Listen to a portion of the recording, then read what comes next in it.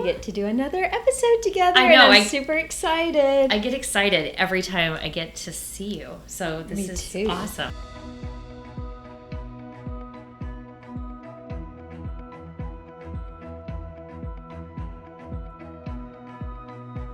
I love our time together. And I get to ask you the questions this week. Okay. And I'm really excited about them because over the weekend, a really exciting thing happened. Hamilton was released on Disney Plus. Yes. And you watched it. For the very first time. For the very first time. And you know I'm a huge Hamilton fan. I know you are. So guess what your questions are related to? All right, don't get too specific on the history, and I won't. Okay, good. It won't be a history lesson. Okay, good. So when you watched it for the first time, and it was fantastic. I know you loved it. You said you loved it. What was one of the numbers that stuck out to you the most? Okay, I don't know that I can answer this question. First off, it was fantastic. Mm-hmm. And as much as I loved seeing it on the screen at home, and I feel so blessed to have the opportunity to see it, because I know how much people pay for those tickets. I looked into it one time, and I just couldn't go there. Shh. We aren't going to No judgment, because what my plan is someday I would like to go. Right. I just haven't been able to go yet, or I haven't made it happen. Let's just say it that way.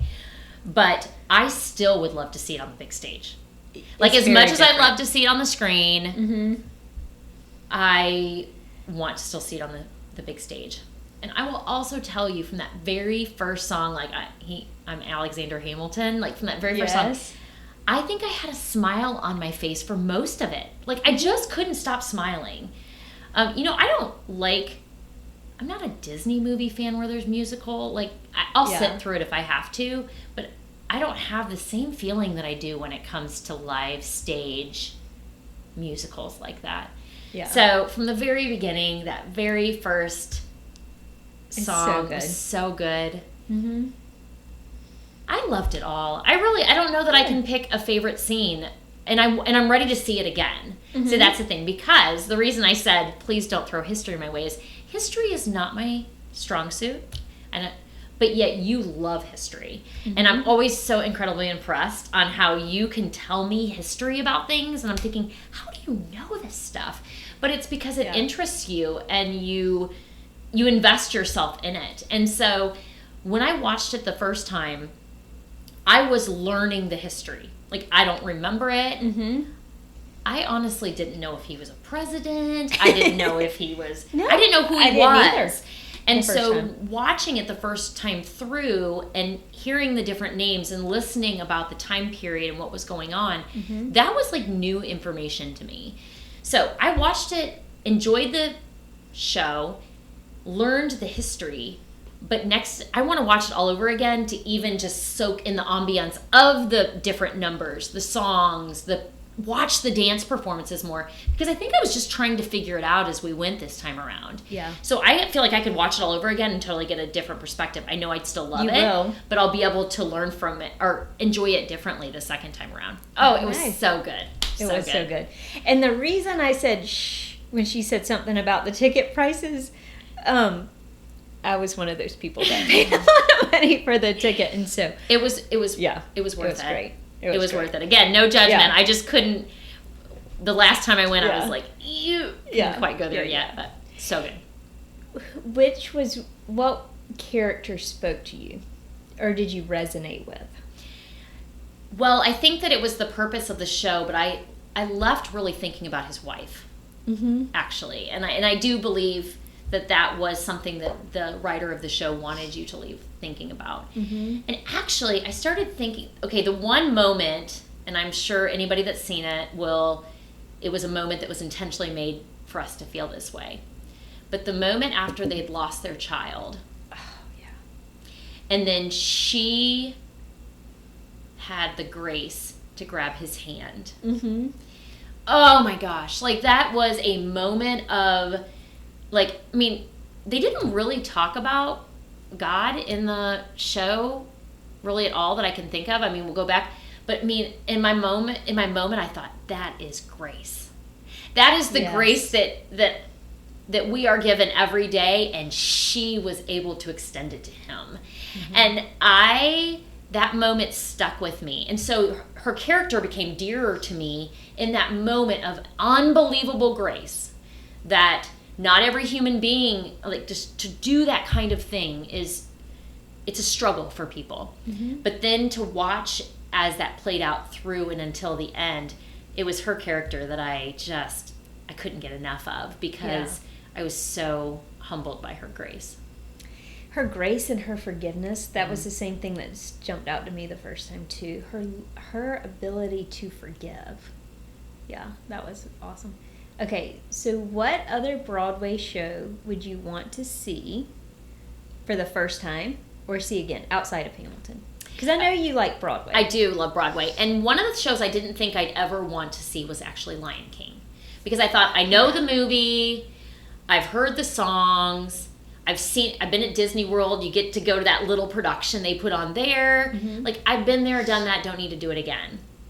And then I saw a video on Facebook, actually, that it was the performers, and they were in, I don't know if it was a train station, a post office, in a mall. I don't know where they were at. I can't remember. But they busted into the Circle of Life song. And it was so incredibly powerful to listen to them sing that I remember I had goosebumps all over my whole body. Oh, wow. And I thought, I need to go see The Lion King. Even though I truly thought that was one of I've already done that. Like, I want to do something new. But hearing those artists perform that, and it was so incredibly powerful that I was like, that's going to be next on my list when I head to somewhere to be able to see that. It's fantastic. And I think your whole family would love it. Yeah, I think they would. It's really great. Cool. It's on my awesome. list. So those are your 3 questions. Thanks. Those are great questions. Okay, so the topic, again, if you have listened to us before, you know that each of us kind of she throws some questions my way. I don't know what they're going to be, and I'm going to throw a topic her way, and you don't know what it's going to be. So it's a topic that is, I know it's near and dear to both of our hearts, but I know there's times that we thrive in this and then times that we dive in this. And I just kind of want to talk about our perspective all of it, because I think as women, this is a struggle. And it's taking care of ourselves. It's self-care. A lot of people just call it self-care. It's taking our priorities into matter when it comes to how we are able to spend our time and our energy on caring for ourselves. And so we could go a lot of different ways with this. I mean, some people, when they think of self-care, they think of nutrition. When there's some people that think of self-care, they think of moving their body. There's some people that think of getting facials and massages. Some people think of just getting away for a while so that they have some quiet time. So there's a lot of different aspects in self-care, but yet it all comes around in how we're able to show up afterwards to our family. And when we have a lack of it, then a lot of times that shows. So, all right, so where I want to go with this is, what do you think is important for a woman to make sure that they're caring for themselves? One thing I believe we don't do enough as women is we don't see the big picture of health for ourselves. Rest, I would say, is something that we sacrifice on a regular basis because other people need us, other people need our time, our attention, and we don't allow enough time during the day for ourselves. And I know rest is a struggle for a lot of people, and it's not put as a priority. And I say rest, but also good sleep at night. Like, that would fall into rest, but also having time in the day to just breathe, relax, and let go of tensions that are starting to build up. So I think that's super important. Nutrition is huge. Our bodies are made to function at a high level, and if we are not giving it the fuel that it needs, then it's not going to. I think you told us a story last week about putting diesel in your car. Maybe it was 2 weeks ago, and your car was not going those few miles to the gas station because it didn't have the right fuel. And I think our nutrition is huge. Exercise is so important. Sometimes we feel like we are too tired to exercise, and really that's what we need to re-energize ourselves. I remember one time we took a trip together, you and I did, to a convention in California. And we got into the hotel room and we were like, oh, I'm so tired. I either need to take a nap or go for a run. How random, like two completely opposite things, but we said, let's go for a run. That's what we needed to do. We needed to move our bodies and get our hearts pumping. Right, and it was like it was late afternoon. Yes. It wasn't even, yes. Yeah. And we had a long day of travel, so we needed to move. And sometimes I think we feel too tired, or I just don't have the energy to go do that. It could be that the type of movement you think you need to do is a have to, not a I get to. And so if running isn't your thing, maybe it's yoga. Do yoga or go for a walk or stretch, whatever is nourishing to your body. Definitely your health with your spiritual health. It is so easy to neglect that quiet time with the Lord.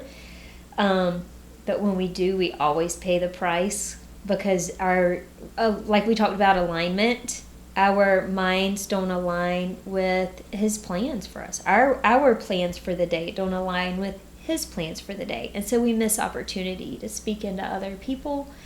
And sometimes we get too stressed because of that. There are so many different areas of health, relationally. I think that's another area that we let slide. How many times have you said, I love when we get together, let's get together again, and then it might be years before you see that person again. Why? Because the busyness of life comes in. But then you're around people, you have dinner with somebody, you just spend time with a friend, and how refreshed. It's life-giving. It is life-giving. But a lot of times we don't make time for that either. So I don't feel like there's one area. I feel like there are a lot of areas that we tend to not even see as an area of health that we need to pay attention to. Yeah, it's interesting that you brought up even a couple areas that I don't think about very often. I don't think about sleep, yet I know the incredible importance of it. Mm-hmm. And that is one that goes pretty quickly if we are feeling overwhelmed and we have a lot on our plate. Mm-hmm. When probably what exactly we need to do is let our body recharge. Right. We recharge our phones. We don't recharge our bodies. We certainly make it a priority to recharge our phones, Right. Really what it comes down to. So I love that you brought that one up. And also relationally, that is so important too. Mm-hmm. Because feeling out of touch with the world does take a physical toll on us. Mm-hmm. Okay, so some tips. You actually have been such a wealth of knowledge with me because you did grow up with a lot of natural health that I didn't. So it's so fun for me to talk to you about ways that you care for yourself in a natural health kind of way. Can you throw some examples out there of things that you have done over the years that really don't take a lot of time and energy, but it's a way that you try to care for your body without intervening like medically or without it taking a lot of time out of your schedule? Yeah, enzymes and probiotics are, I feel, very underestimated in our society and tremendously important for your health. You've got to have a quality product though, a quality probiotic, a quality enzyme. Sometimes if I do get anxious or stressed, or I have a lot on me, or I'm about to make a big presentation and you get the butterflies in your stomach and then it's hard to digest your food, taking that enzyme will really help you on a cellular level, will help you on a physical level. And then that helps you to adjust to those emotional situations or the thoughts. But those two things, gut health, they're super important. I like melatonin a lot. Some people say it doesn't work for them.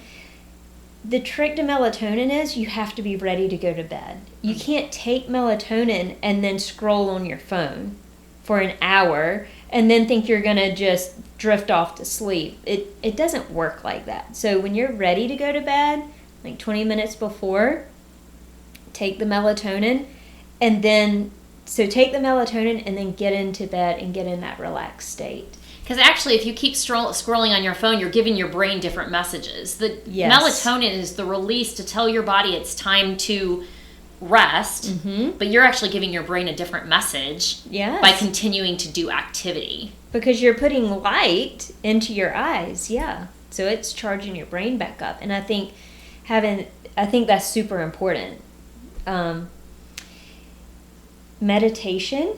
If you are somebody that has a hard time turning your brain off and you think, I can't help it, my brain just does this. My thoughts just start to roll together and I just can't turn my brain off. Learning to meditate is learning to quiet your mind. And it's possible. You know how my brain works. Mm-hmm.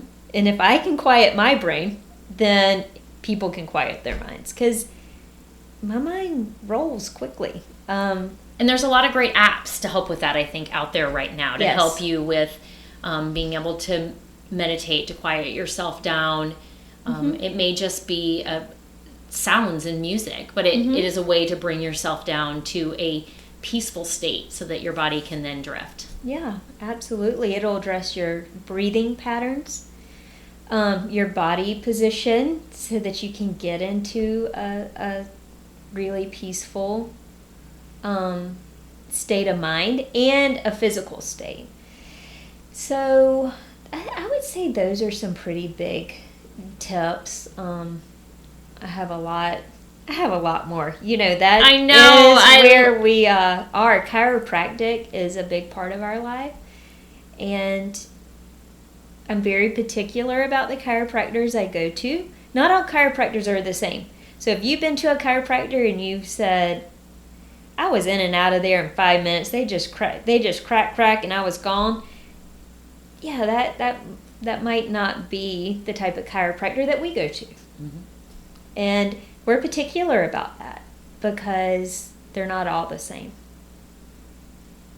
So if you had somebody that talked to you and they would be like, I just don't have time to take care of myself, how would you speak into that? Because I think that one time I put on social media, I asked why is it that, what would be your excuses for not exercising, for example? Mm-hmm. And it was so interesting to see the list of what people would say as far as what the reasons they don't.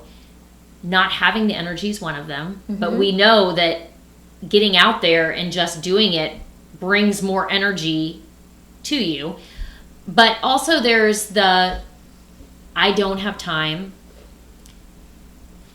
and I don't have a desire. You know, there's those things that are playing around. So if you were talking to somebody or coaching someone that you knew that they would find good results by spending a little time moving their body each day, how would you address the, I don't have time, I don't have the energy, or I don't really want to? Years ago, I heard someone say, if you don't take care of your body now, your loved ones will have to take care of your body later. That stuck with me. That really struck a chord with me because I thought, yeah, if we don't take care of our bodies now, I'm going to put that burden on the people I love because they're the ones who are going to be taking care of me. And I don't want to do that. Also, there's a phrase that says a lot of people spend their health making wealth and then they spend their wealth regaining their health. And I don't think I don't have time as an excuse. I just don't. If I were having a conversation with somebody and if I were coaching somebody, I would have two different approaches to it. But I don't think that's a viable excuse. You could say, I don't know how to fit it into my schedule. And then we could have that conversation. But to say I don't have time, it's really, you don't have a desire. Because you're so tired and worn out and exhausted, you just want to go to sleep. You just want a break. And I get that. I completely understand that.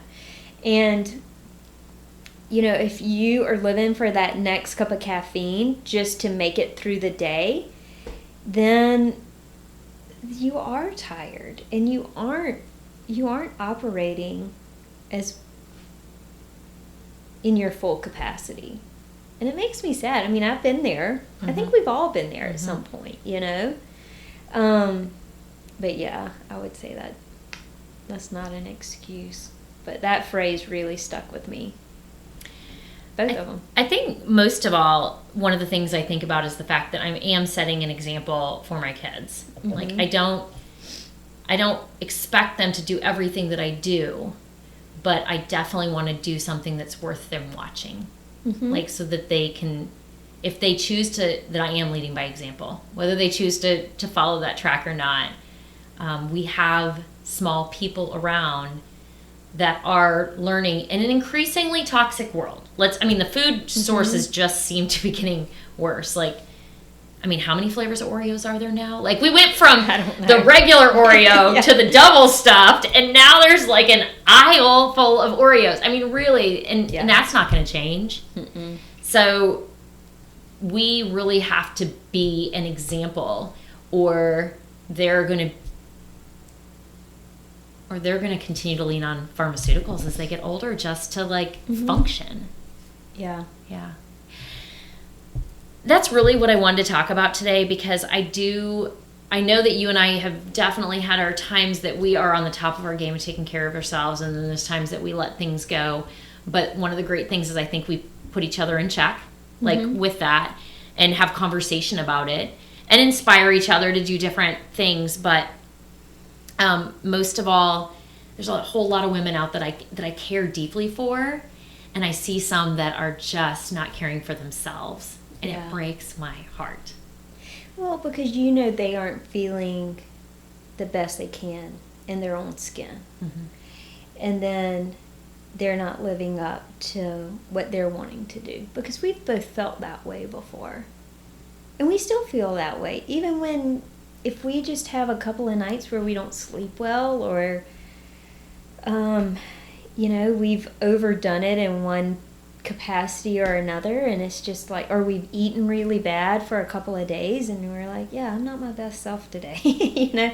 But here's the cool thing, you don't have to have perfection every single day in every single way in order to get results. Like, if you're consistently incorporating small changes over the long haul of it, over the big picture, then that's gonna make a significant change, but it's also gonna be a catalyst for other changes you want to make. And so I think just continuing to be mindful of it, and be mindful of what are you eating, what are you drinking, how much sleep are you getting, just all those different areas. Just be mindful of how it's making you feel, and how are you producing. And I say producing, I say that, and it sounds like a very business term, but we produce in our own homes. Absolutely. Right? Like, we produce love and peace, and we're present and listening, or we're tuned out, shut out, whatever. So I think being mindful of where you want to be and where you can be, and then making the steps to get there is super important. And not beating yourself up if you have a bad day, but just consistently striving for health in your body, in your mind, in your spirit, in your relationships, in your finances. Like, health across all of you, your whole being. Awesome. Well, that was a great topic today. If you would like to plug in with us and hear more of our podcasts or connect with us on social media, then go to www.liveyourdesign.life. Until next time, bye. Bye.